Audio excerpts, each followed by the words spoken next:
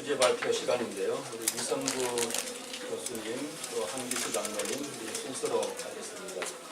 이성구 교수님 우리가 잘 아시는 것처럼 기독교 세계관에 대해서는 한국에서도 가장 지성 중에 한 사람으로 알려져 있습니다. 오늘 나오셔서 기독교 세계관 우리들이 마땅히 가져야 할 세계관은 과연 어떤 것인가 그런 이론적인 걸 이렇게 말씀해 주시고 우리 한기수 장로님 나오셔서 이 기독교 세계관의 실천과 적용에 대해서 말씀해 주시는 그런 시간으로 하도록 하겠습니다. 우리 이성구 교수님 나오실 때 우리 크게 우리 박수 한번 하겠습니다.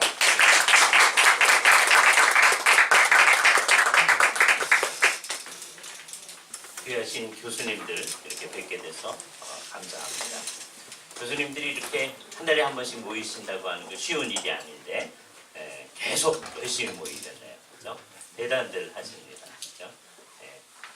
기독교수들이 상당히 많을 텐데 우리만 모이는 게 이제 죄송하긴 하지만 대표로 이제 우리가 모였다 그렇게 생각을 하시면서 이 운동을 정말 잘 감당을 해 주시기를 바랍니다. 이 기독교 세계관하고 기독교 교수들하고는 아주 밀접한 관계가 있죠. 그렇죠? 이 땅에 있는 모든 예수를 믿는 사람들이 기독교 세계관을 제대로 이제 가지고 있어야 하는데 특별히 이제 학문을 하는 사람들은 당연히 그래야 하는 것이죠. 그래서 이제 오늘 저한테 이제 주어진 시간이 30분이니까 그다음에 한기수 장로님도 이제 30분 얘기하실 거니까요. 30분 안에 이제 얘기를 시작을 합니다. 그러니까 시작의 시작을 잠깐 하겠어요. 그리고 이제 뭐 교수님들이시니까 책을 이제 열심히 읽으셔서 이제 우리가 해야 할 일은 뭐냐? 여기서 얘기한 기독교 세계관을 가지고 우리의 각 학문 분과에 적용하는 일입니다. 이게 이제 궁극적 목적인데요. 이게 굉장히 이제 어려워요. 왜냐하면 그렇게 하자 하는 얘기까지는 하는데 실질적으로 각 학문 분과에 이거를 적용해서 실질적 결과를 내어놓는 일 이런 것들은 하다가 중간에 이제 그만두든지 아니면 아예 시도조차를 안 하든지 그래서 맨날 기독교 세계관 그 앞부분 얘기를 우리가 하고 마는 경우가 너무 많이 있기 때문에 우리가 늘 정신을 차려서 우리의 목표는 실천이다라고 하는 얘기를 먼저 얘기를 하겠습니다. 기독교 세계관 운동이 이제 우리나라에서 있으면서부터 1970년대에서부터 우리나라에서 기독교 세계관 얘기를 우리가 해오고 있습니다. 그때서부터 계속 강조하는 게 기독교 세계관은 실천이다는 것을 얘기를 해왔거든요. 근데 이제 중간에 이제 어떤 젊은 사람들, 그 젊은 사람들이 이제 또 나이가 많아졌어요. 그래서 젊지도 않은데 그 사람들이 기독교 세계관은 너무 이론적이다 뭐 이렇게 얘기하시는 분들이 있었어요. 소위 우리나라에 이게 기독교 세계관 운동이 일어난 지도 얼마 안 되는데 중간에 1990년대쯤에 소위 기독교 세계관 비판이라고 하는 기세 운동, 기세 비판이 나타납니다. 그러면서 이제 늘 나오는 얘기가 이게 이론적이다는 거예요. 이게 서양 사람들이 이론적으로 한 거를 왜 우리들한테 이렇게 집어넣어서 우리를 복잡하게 하느냐. 우리들한테 필요한 거는 그게 이론적인 것 같지가 않다. 이제 그런 이제 비판들이 많이 있었어요. 그 얘기를 들을 때마다 우리들은 아니 우리가 처음부터 얘기해 왔던 것이 실천인데 왜 이렇게 너무 이론적이라는 얘기가 자꾸 나오는 걸까? 아마 두 가지 때문에 생각합니다. 첫 번째는 우리 이제 모든 학문을 하시는 교수님들도 그렇지만 되게 공부를 이게 열심히 하시는 분들이요 남의 얘기를 잘 안 듣죠. 그러니까 늘 이제 대화를 하면서도 되게 이게 외국어로 하면 더 강해지고요. 다음번에 내가 무슨 말을 할까 그런 생각하면서 듣고 있잖아요. 그러니까 남의 얘기를 아예 안 듣는 거죠.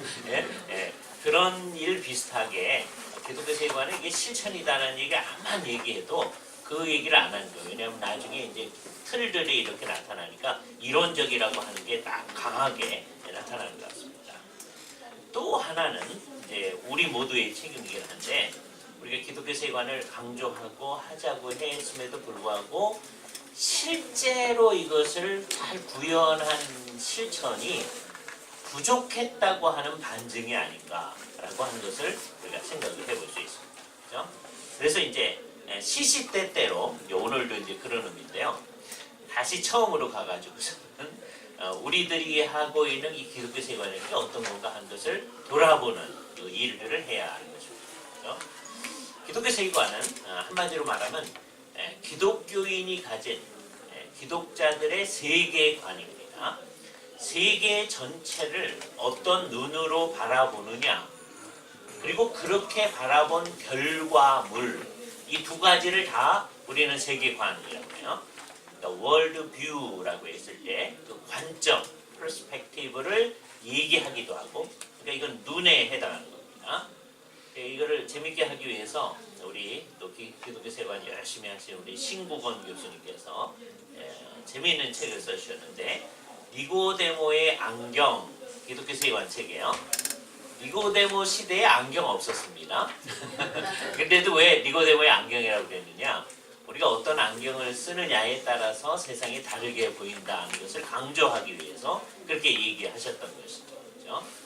도대체 우리는 이 세상을 어떤 관점에서 바라보느냐, 우리가 학문을 할 때 이 세상 전체를 어떻게 이해하고 바라보느냐, 그리고 그 결과물, 그거를 우리는 기독교 세계관이라고 얘기합니다. 안 믿는 사람들도 자기들 나름의 관점이 있죠. 그래서 자기들 나름대로 이 세상을 바라고 설명을 합니다. 안 믿는 사람들이 이 세상을 바라보는 것도 따져보면 그게 같지가 않습니다. 안 믿는 전제 위에서 바라보는데 그게 같지 않아요. 그래서 이제 기독교 세관 운동을 이제 열심히 하면서 나중에는 뭐를 우리가 또 해야 되느냐면, 안 믿는 사람들의 세계관이 어떤 건가 하는 것들을 잘 검토를 해야 하는 일도 따라 있는 거죠. 이제 전문적으로 이거 할 때 교수님들이 좀 하셔야 할 일인데요. 그죠? 예를 들어서 지금 아주 극단적인 두 사람을 대조를 해봅시다. 안 믿는 사람의 세계관. 오늘 우리는 주로 이제 예수를 믿는 그리스도인들의 세계관이 어떤 건가 하는 얘기를 할 텐데, 안 믿는 사람들의 세계관을 이제 이렇게 슬쩍 넘겨보는 거예요. 아주 철저한 불교도가 있다 그러면 그 사람은 우리가 그 안에서 울고 웃고 복잡한 세상을 사는 이 세상 전체가 하나의 환상이다라고 생각을 합니다. 철저한 불교도는. 그러니까 철저하지 않은 사람은 그렇게 생각하지 않아요. 그죠? 이 세상에서 복잡한 일들을 해결하기 위해서 이제 불교를 의지하려고 하는 경우가 있어요. 사실은 그 불교의 본래적 의미에 이제 따라가지 않는 거고, 불교는 결국 어떤 거냐? 이 세상에 있는 모든 것은 다 환상에 불과하다. 진짜가 따로 있다고 생각하는 거죠. 진짜를 찾아 헤매는 것, 그게 이제 불교예요. 진짜 내가 누군가, 진아, 그게 이제 추구해라. 그죠? 그게 결국은 뭐냐? 불교에서는 모든 사람의 마음 속에는 불성이 있다, 이렇게 생각을 합니다. 그래서 예수 믿는 사람 마음 안에도 불성이 다 있다고 그래요. 그 불교도들에 의하면. 그죠? 그래서 잘 하기만 하면 우리가 다 부처가 될 수 있는 거예요. 이게 불교가 추구하는 겁니다. 이 세상은 진짜가 아니기 때문에 이 세상을 이게 허구의 세상, 이걸 벗어나는 게 부처가 되는 거예요. 그래서 모든 사람은 부처가 될 수 있습니다. 불교에 의하면 예수를 믿는 사람도 부처가 될 수 있습니다. 그래서 이제 스님들 만나면 가끔가다 이렇게 여쭤보는데요. 스님, 불자들 가운데, 그러니까 불교를 추구하는 사람들에게 불자들이라고 하잖아요. 부처님이 되고 싶어하는 사람이 얼마나 되나요? 이렇게 하시면 대개는 이제 껄껄껄 웃으시죠. 그러시더니 하시는 말씀이, 그렇게 가르치긴 하는데 몇 사람 없습니다. 이렇게 얘기하시죠. 그래서 그리고 대부분은 이제 그거를 안 추구하고 이제 다른 걸 추구하는 거예요. 근데 여기서는 하여튼 이 세상이 허구다라고 하는 거예요. 울고 웃고 하는 게 그게 다 진짜가 아니다 라고 생각하는 거예요. 그러니까 사람이 이제 이 세상에서 사는 것 자체가 이게 실제 하는 게 아니라고 생각을 하는 거예요. 아주 생생한 경험에도 불구하고. 그래서 이제 하는데, 그러는 사람들은 이 세상에서 사는 게 실제가 아니라고 생각하는데, 또 안 믿는 또 한 사람 가운데서 아주 철저한 마르크스주의자가 있다고 봅시다.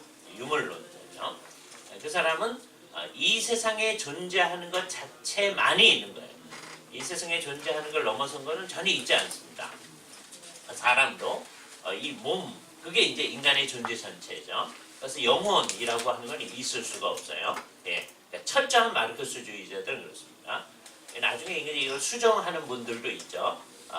수정 마르크스주의의 어떤 극단에 의하면 기독교하고도 이렇게 같이 얘기해 보려고 하는 경우들이 있어요. 독일의 마르크스주의자들하고 이제 예수를 믿는 사람하고 얘기를 많이 했는데 이 둘이 이제 같이 갈 수 있는 거는 어떻게 가느냐?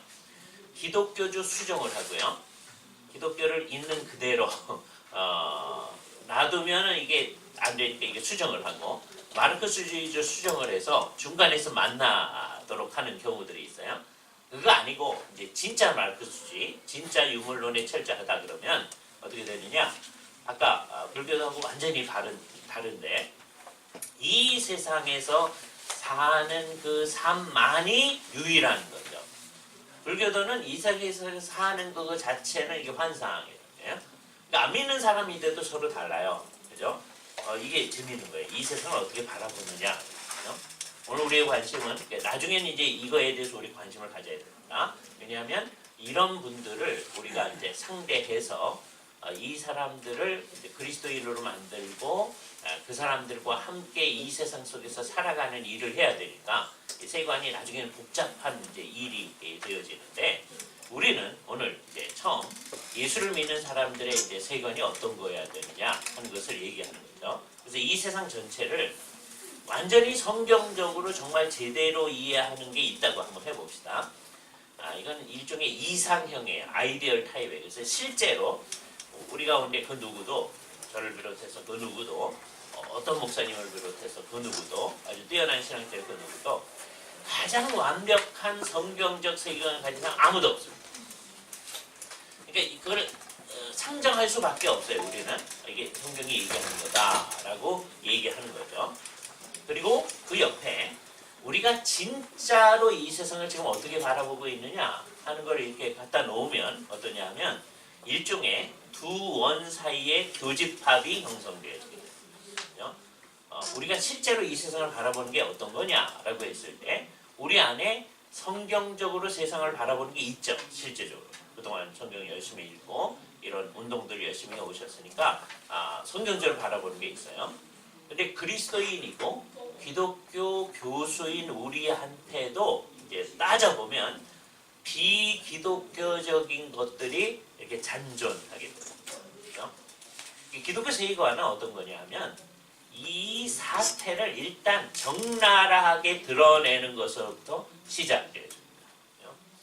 우리는 다 세계관을 가지고 있어요. 그래서 우리 안에 있거든요. 다. 그걸 우리는 뭐라고 표현할 수 있냐면 암묵리의 세계관이라고 해요. 왜냐하면 보통 살 때는 세계관을 의식하며 살진 않아요. 우리 교수님들은 조금 의식을 많이 해요. 늘 생각하고 연구하고 하시는 분들이. 그런데 대부분의 사람들, 대부분의 그리스도인들도 그렇고 안 믿는 사람들도 그렇고 내 세계관이 어떤 거냐라고 하는 것을 전혀 의식하지 않고 살아갑니다. 그래서 이른바 암묵리의 세계관이에요. 그게 더 강력한 영향을 끼쳐요. 우리가 무슨 결정을 할 때 자기 세계관을 가지고 결정을 하게 되는데 내 세계관이 어떤 건지 의식하지 않고 우리는 결정을 합니다. 그게 영향력이 굉장히 큽니다. 그래서 지금 이런 시간에는 어떻게 하는 거냐 하면 세계관 공부를 할 때는 일상생활을 할 때 전혀 의식하지 않고 있는 그 세계관을 끄집어내서 우리 가운데 이제 밝히 드러내는 거죠. 근데 이거는 뭐라고 표현할 수 있냐면 아까 우리 안에 있는 것이 암묵리의 세계관이라고 했잖아요. 그걸 끄집어내는 거니까 우리 안에 있는 것을 외현화한다라고 표현할 수 있어요. 외현화하다 보면 아파요. 왜 아프냐? 우리가 뭘 발견하느냐? 내 세계관 가운데 세상을 바라보는 눈 그리고 이 세상을 바라보는 그 결과물이 완전히 성경이 얘기하는 거하고 같지 않음을 발견하게 됩니다. 만일에 이제 우리 가운데 이제 허위 의식을 가지고 나는 굉장히 성경적이다 이렇게 이제 얘기하려고 하게 되면은 전혀 아프지 않아요. 근데 그게 가짜, 그렇죠? 이제 아픈 작업을 해야 됩니다. 그리고 나중에는 이제 학생들한테도 그거를 끄집어내셔야 돼요. 그러면 우리 학생들 가운데 아주 철저한 예수를 믿는다고 하는 사람들도 어떠냐 하면 비성경적인 게 우리 안에 있음을 발견하게 돼요. 그죠? 그럼 여기서 이제 이걸 끄집어내면서 동시에 우리 안에서 두 가지 작업이 동시에 이루어지게 됩니다. 한편은 어떤 거냐면 이 비기독교적인 것들을 끄집어내서 하나하나 제거하는 작업을 해야 되거든요. 지금 굉장히 파괴적인 작업입니다. 근데 이거 하기가 쉽지가 않습니다. 왜냐하면 이게 우리 안에 있던 거거든요. 이제 우리들처럼 우리 젊은 교수님들 빼놓고 나이가 이제 어느 정도 되신 분들은 이게 수없이 오랫동안 우리가 몇십 년 동안 가져왔던 건데 이거를 없애버린다고 하는 게 제살 깎아먹기처럼 생각되기 때문에 이게 굉장히 심각해지거든요.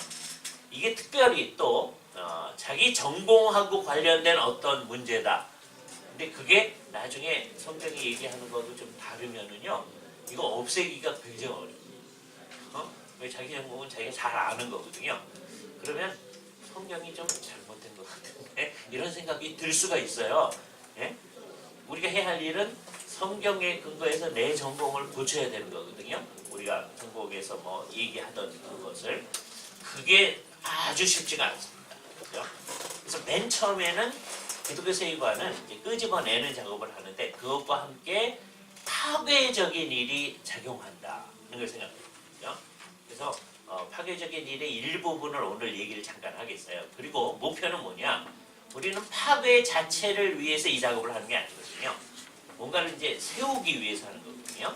여기가 굉장히 중요합니다. 그거를 어떻게 할 건가 얘기도 잠깐 얘기를 하기 시작하겠어요. 제가 벌써 이제 10분 얘기했습니다. 그래서 이제 한 15분 내지 얘기를 할게요. 파괴. 뭘 파괴해야 되느냐? 편의상 한 세 가지 영역으로 나누어서 한번 보죠. 첫 번째 얘기를 딱 들으면 누구든지 예수를 진짜로 믿는 사람이라면 우리한테 그런 게 있었네요. 우리가 비기독교적이네요. 이렇게 딱 느끼게 되는 게 있습니다. 그래서 첫 번째 건 아주 쉬워요. 평소에 그 생각을 안 하는데 생각을 해서 끄집어내면 없애기가 쉬워요. 그 일은 우리가 계속해서 해야 됩니다. 우리 가운데 비기독교적인 게 뭐 있나? 예를 들어서 이제 어떤 굉장히 세속적인 사람이 있다고 해보세요. 그 사람이 이제 예수를 믿게 됐어요. 처음. 그러면 옛날에 하던 어떤 생각, 어떤 일들 다 갖다 버립니다. 그래서 연초가 되면 올해의 운세가 어떤가. 그래서 이제 그걸 찾아보기 위해서 뭘 하잖아요. 그죠? 그래서 이제 토정 비결을 뭐 찾아서 보기도 하고 그것도 안 되는 사람 화투 가지고 이렇게 해가지고 올해 운세가 어떤가 뭐 이러잖아요. 또 서양 사람들 경우에는 자기 별자리 가지고 오늘의 운세가 어떤가 신문들마다 그 나타나는 거 정말 안타까운 현상인데 그렇게 되고 있는 거예요. 동양에서는 띠 가지고 자기 관련되는 동물들을 가지고 어떤가 서양 사람들은 별자리 가지고 어떤가 뭐 이런 거잖아요. 그죠? 예수를 진짜로 믿게 되면 그런 거 이제 하나도 신경을 안 쓰게 되죠. 그죠? 그런데 그렇게 우리는 예전에 하던 모든 것을 다 버렸다고 했는데 제가 몇 가지 예를 들 텐데요. 우리 안에 예전에 있던 게 그냥 있는 경우들이 있어요. 예를 들자면 이게 젊은 사람들이 이거 모릅니다. 여러분이 가르치실 사람들은 이 관념이 다 없어졌거든요. 예수를 안 믿어도 이제 없어졌어요. 그런데 이제 나이 드신 분들 사랑의 교회 권사님들한테 이제 여쭤본다고 해보세요. 권사님, 이거 문턱이라고 해보세요. 이 문턱에 쓰면 되나요, 안 되나요? 이렇게 여쭤본다고요. 왜 권사님들한테 여쭤보느냐? 나이가 좀 드신 분들한테 여쭤봐야 돼요. 요즘 권사님들도 젊어가지고 이 관념이 없는 분들도 있습니다. 그죠? 문턱에 쓰면 돼요. 한국 사람들 전통적으로 이제 지방에 내려가면 더 심한데요. 문턱에 서면 복이 나간다 이런 관념을 가지고 있어요. 제주도 여기 아주 심합니다. 지방에 굉장히 심해요. 이제 서울 사람들은 별로 그런 거 신경 안 쓰는데 그래요. 그래서 이제 권사님들한테 그 질문을 하면 권사님들이 뭐라고 얘기하시냐면 평소에 이제 성경 공부를 많이 하시고 제자 훈련 받으시고 하신 권사님들이니까 이제 뭐라고 얘기할 거냐면 생사화복을 주관하는 게 우리 하나님이신데 문턱에 선다 한들 뭐 어떻게 되겠습니까? 이렇게 정확하게 대답을 하세요. 그리고 그 대답을 하신 다음에 1, 2초 이제 뜸을 들이신 다음에 하는 말씀이 목사님, 어때요? 거기 슬픈 또 뭔가요? 우리한테 어떤 마음이 있느냐면 전통적으로 이 타부에 해당하는 거를 건드리기 싫은 마음이 있는 예수를 믿는데 그걸 따지진 않아요. 그러나 그거를 어기고 싶지 않은 마음이 있는 거예요. 이게 이상한 거예요. 그죠? 네. 그런 것들이 도처에 있습니다. 네. 예를 들면 예수를 믿는 우리들은 아무 날에나 이사를 갈 수 있어요. 그런데 이게 그 사람들이 이게 소위 손이 낀 날이라고 하는 날에 이사를 하게 될 때 마음이 깨름직한 성도들도 가끔 있습니다. 가긴 가는데 우리는 그거 상관없이 가는데 그래도 깨름직하다 뭐 이런 게 있는 거예요. 이런 것 중에 아주 심각한 게 몇 가지가 있어요. 제가 두 가지만 얘기하고 이제 오늘 얘기 마치려고 하는데 시간이 다 가서 첫 번째는 지금 현재 우리나라의 거의 모든 예수 믿는 사람들의 가정이요. 옛날하고 다릅니다. 옛날에 우리 교수님들이 신앙생활할 때 부모님이 예수를 안 믿는데 우리 예수 믿는다. 그런 분들이 맨 처음에 많았을 거예요. 근데 지금은요. 우리 애들 뭐 예배당에 나오는 애들 대부분은 다 부모님이 예수를 믿는 이제 아이들입니다. 이게 한편으로는 좋으면서 한편으로는 큰일입니다. 옛날에는 예배당 안에 부모님이 예수를 안 믿는 어린아이들도 있고 중고등학생도 있고 이제 나중에 세월이 지나면 그 아이들이 이제 그리스도인이 되는 거죠.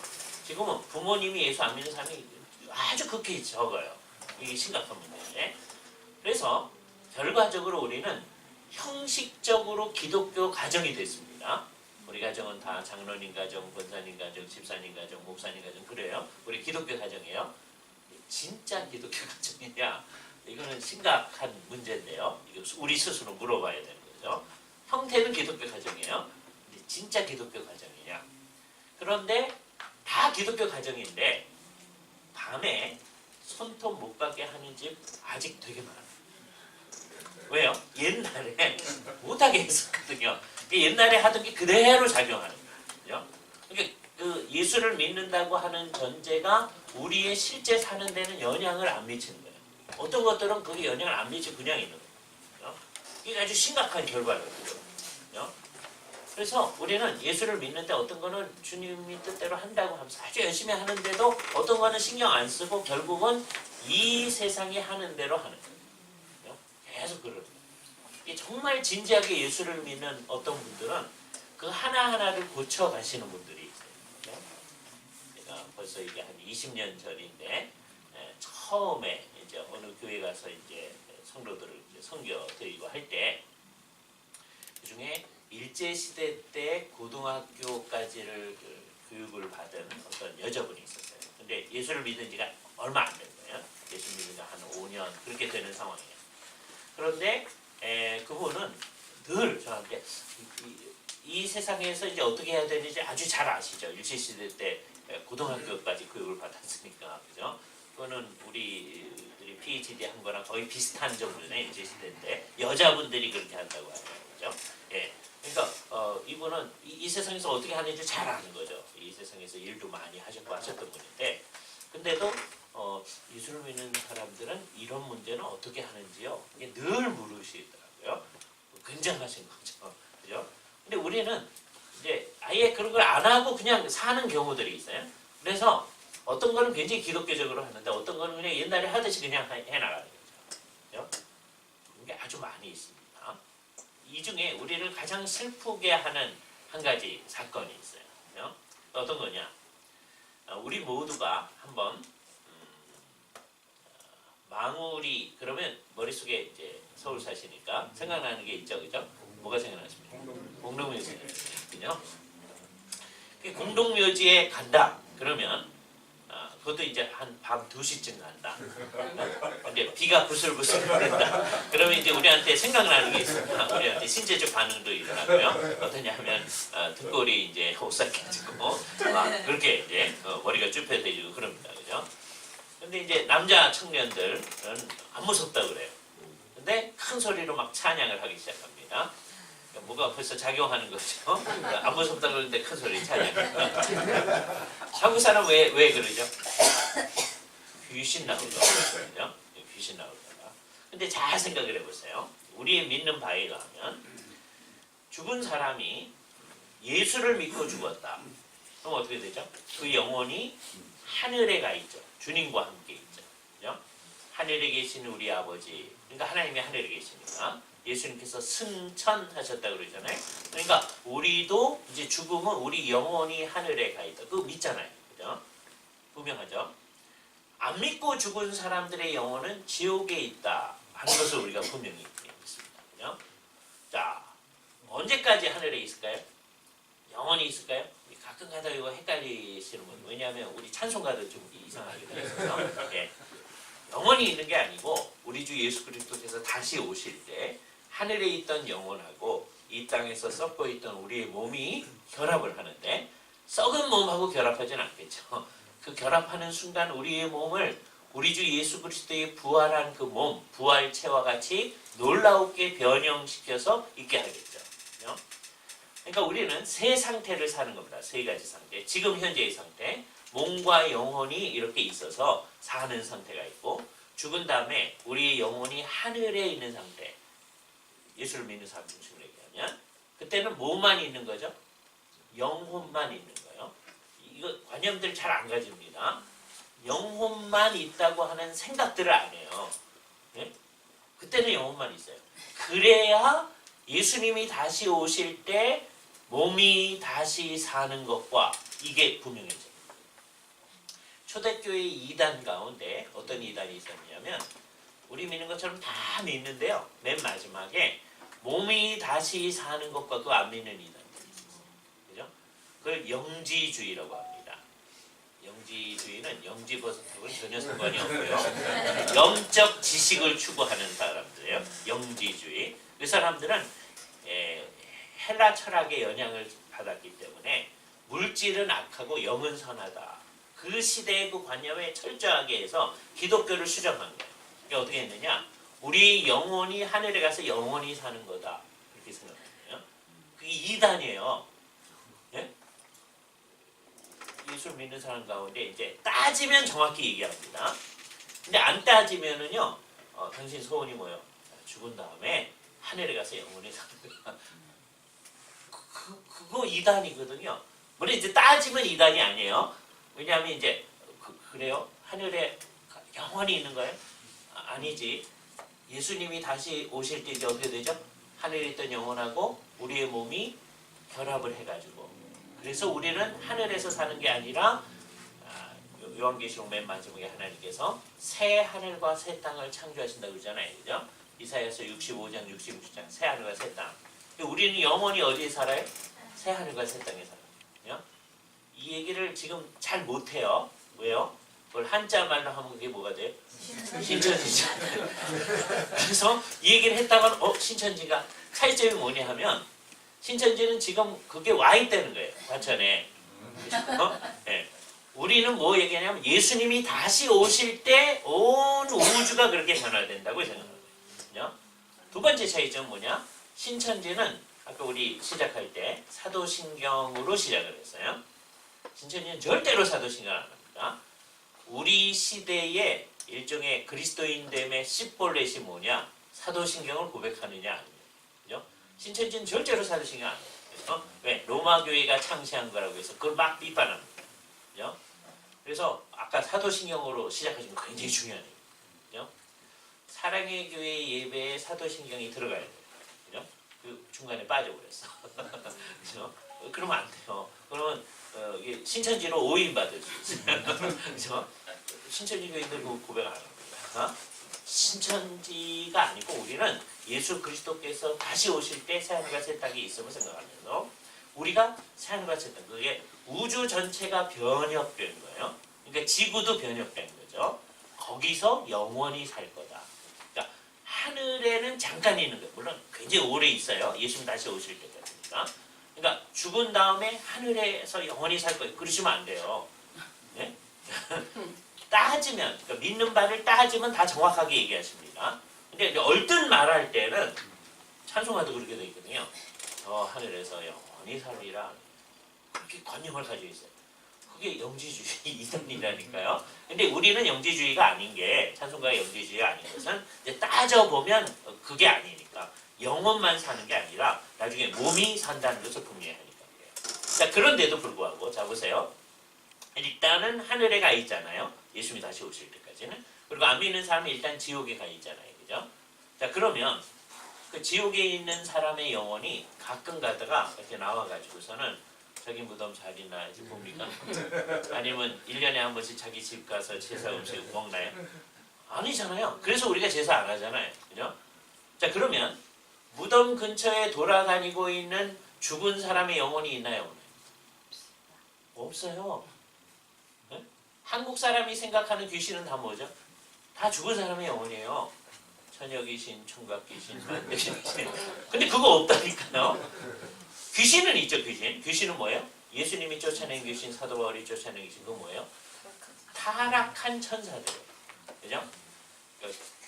그게 뭐냐면 악한 영들이거든요. 하나님께서 영을 창조하셨는데 영으로만 있게 된 존재를 천사라고 하죠. 사람은 영과 몸이 있어요. 그런데 천사는 영만 있잖아요. 근데 그건 선하죠. 근데 얘네가 타락한 뭐가 돼요? 악한 영이 되는 거예요. 그 악한 영을 저 옆에 이제 중국 사람들하고 같이 기도에 모이는 거 같았는데 중국에서 옛날에 귀라고 번역한 거예요. 우리나라에서는 그것을 귀신이라고 하는 거죠. 그러니까 그거는 뭐냐? 타락한 천사들이에요. 그 우두머리를 우리는 사탄 또는 마귀라고 합니다. 요한계시를 보면 옛 뱀이요 사탄이요 마귀라. 사탄이 몇이죠? 하나죠. 그러니까 마귀도 몇이죠? 하나예요. 우리 찬송가에 그러니까 틀린 게 있네요. 아까 우리가 불렀던 찬송. 마귀들과 싸우지는 이거 안 돼요. 그죠? 찬송가에는 틀린 게 있습니다. 이거 고쳐야 돼요. 성경은 안 틀린, 물론 번역이 잘못된 건 있을 수 있어요. 그래도 성경은 번역이 잘못된 것 때문에 틀린 거 있다 그러면 오해가 되니까 성경에 틀린 거 없습니다. 근데 찬송가에는 틀린 거 있어요. 이게 자꾸 고쳐야 되잖아요. 그죠? 그럼에도 불구하고 예수를 믿는데도 주일학교 애들서부터 나이 드신 분까지 성경이 말하는 그 귀신 말고 귀신 무서워하는 사람 되게 많이 있습니다. 네? 그게 어떻게 된 걸까? 우리가 예수를 믿는데도요 성경대로 안 믿는 거예요. 그죠? 이것이 어떻게 될까? 시간은 다 가버렸는데 두 가지 예만 들어서 우리 교수님들이 이것을 극복하셨는지를 한번 보겠습니다. 귀신을 쫓아낼 때요 한국에서는 정말 이상하게 네가 누구냐? 꼭 물어보더라고요. 예수님이 귀신 쫓아낼 때요 그거 물어본 건 딱 한 번입니다. 소위 군대 귀신 쫓아낼 때만 딱 한 번 물어보셨거든요. 나머지는 그냥 쫓아내셨지 물어보지 않았어요. 근데 한국에서는 네가 누구냐? 그러더라고요. 근데 보세요. 네가 누구냐? 그랬더니 얘 이모다 그러는 거예요. 자, 그럼 여기서 잘 봐야 됩니다. 그렇게 들리죠? 그런 종교적 경험을 하는 거예요. 귀신 들린 상황에서 누군가가 얘 이모다 이렇게. 자, 그러면 이거를 우리가 공부했던 성경적 관념을 가지고 판단을 해야 되잖아요. 성경에 판단해야 하면 그 이모가 예수를 믿고 돌아가셨으면 그 영혼이 어디 있죠? 하늘에 있고. 그다음에 예수를 안 믿고 돌아가셨으면 지옥에 있죠. 거기서 빠져나와서 이 세상에서 이제 움직여 다닐 수 있어요? 없죠. 그러니까 그 아이 안에 들어갈 수 있어요? 없어요. 성경에 의하면 그런 거예요. 그런데 귀신 쫓아내는 사람들이요 뭐라고 하냐면 얘 이모다. 이모 귀신이 들어요. 이모 귀신을 쫓아내야 된다. 네? 그래서 기도해서 이모 귀신을 쫓아내요. 자 그러면 놀라운 것 같잖아요. 기도해서 쫓아내니까. 근데 벌써 거기서 뭐 하고 있는 거예요? 사탄한테 지고 있는 거예요. 네? 쫓아내는데도 지고 있는 거예요. 왜? 누구의 말을 들었어요? 귀신의 말을 들었어요. 네? 성경에 의하면 이모 귀신이 있을 수가 없어요. 근데도 그렇다고 생각하는 거예요. 또 이렇게 우리에게는 비성경적인 관념이 그냥 막 머릿속에 있는 거예요. 그죠? 그러니까 이걸 하나하나 이제 다 없애가야 됩니다. 제가 이게 이제 얘기를 하기를 시작했어요. 그래서 결국 어떻게 해야 되느냐? 이제 요 결론입니다. 세 가지를 해야 되는데 우리의 세계관이 정말 진정한 의미에서 영적인 세계관을 형성해야 돼요. 그죠? 그러려면 성경적 세계관이 형성되어야 됩니다. 그리고 그것은 결국 하나님 나라의 세계관, 신국적 세계관이다. 그래요? 시간이 없으니까 여기까지만 얘기할 겁니다. 있습니다. 이거를 여러분들이 어떻게 하시면 되냐면 제가 14쪽에 보면 제가 그동안 기독교 세계관 시리즈로 5권을 이제 썼어요. 기독교 세계관은 무엇인가? SFC에서 나온 책이 그게 가장 기본적인 책입니다. 그거를 우리 학생들한테 열심히 읽혀주세요. 14쪽에 보면 기독교 세계관은 무엇인가? 이 기독교 세계관의 토대를 놓는 이제 작업입니다. 그거에 근거해서 기독교 세계관으로 바라본 21세기 한국 사회와 교회, 21세기가 들어오면서 우리 사회에 있었던 여러 가지 복잡한 문제들에 대해서 어떻게 기독교 세계관적으로 볼 건가 하는 것을 아주 단순하게, 어렵게 안 하고 아주 단순하게 그리고 짧게 써놓은 글들 모음입니다. 그래서 학생들이 읽으면 이게 좀 더 쉽다 그래요. 사실 다 쉬운 책인데 그거 바라보는 거예요. 그게 제 2권입니다. 3권은 그런 관점에서 교회를 어떻게 바라볼 건가. 그래서 한국 교회가 나아갈 길이라고 하는 것 낸 책이 있거든요. 그 기독교 세계관적 교회론 그랬습니다. 이런 기독교 세계관 관점에서 어떻게 볼 건가. 그다음에 4권이 거짓과 분별이라는 책이에요. 어떤 게 제대로 된 생각이고 어떤 게 잘못된 생각인가. 그리스도인들은 항상 이것을 분별해야 된다는 거죠. 그리고 맨 마지막에 제가 책 제목을 그때 우리 기독 교수님들 모였을 때 이런 책으로 낼 겁니다 라고 얘기한 적이 있었는데 제목을 진정한 그리스도인이라면 어떻게 하는 거냐. 날마다 성경을 묵상하는 사람이죠. 딴 거 묵상 안 하고 성경 묵상합니다. 그런 사람들은 정말 성경에 근거해서 제대로 기도하게 되겠죠. 그러니까 묵상과 기도예요. 근데 그렇게 하는 사람은 이제 어떻게 될 거냐? 한국 사람들은 이 교수님들 제외해 놓고서는 별로 생각을 하려고 하진 않거든요. 그런데 진짜 성경을 제대로 묵상하고 진짜 기도하는 사람들은 하나님을 따라서 생각을 하게 됩니다. 근데 한국 사람만 생각 잘 안 하려고 하는 게 아니고 서양 사람들도 잘 안 하려고 해요. 오죽하면 미국의 존 파이퍼 목사님이요. 생각하라는 책을 썼어요. 생각하라. 그죠? 하도 안 하니까. 그죠? 그래서 진정한 그리스도인들은 생각하는 그리스도인이 될 거예요. 생각과 생각했으면 생각하느라고 하늘에 백일몽을 쫓는 사람들이 아니고 이 땅에 굳건히 발을 디디고서 실천하겠죠. 그러니까 이 세상에서는 우리는 어떻게 하냐? 생각하고 실천하는 사람. 그거 위해서 우리가 하는 게 뭐예요? 묵상과 기도죠. 책 제목을 묵상과 기도, 생각과 실천 그런 책이 있습니다. 이 5권의 책, 그곳의 토대가 되는 거는 결국 우리 믿는 바를 분명해야 되니까 사도신경의 한 조항을 잘 설명한 책들이 그러니까 교수님들이 우리 학교에서 우리 좋은 그리스도인들한테 이런 책들을 읽히셔요. 읽히시면서 우리도 같이 생각을 해보면 이제 기독교 세계관을 잘 정리할 수 있지 않을까 이렇게 생각을 했습니다. 제 얘기는 오늘 여기서 마치도록 하겠습니다.